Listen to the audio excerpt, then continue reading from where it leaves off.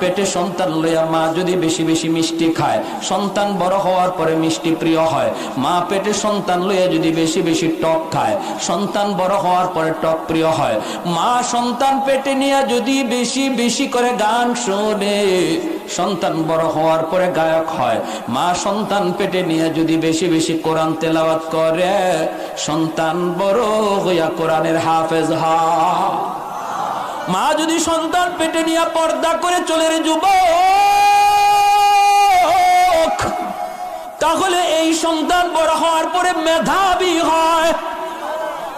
আর পেটে সন্তান নিয়ে যদি মা বেপরদায় চলে, তাহলে এই সন্তান বড় হওয়ার পরে বোকা হয়, প্রতিবন্ধী হয়। কোটি টাকা খরচ করতে পারো সন্তানের পিছনে, মেধা খুলবে না, মেধার বিকাশ ঘটবে না, কারণ মা পেটে নিয়ে বেপরদায় হাঁটতো।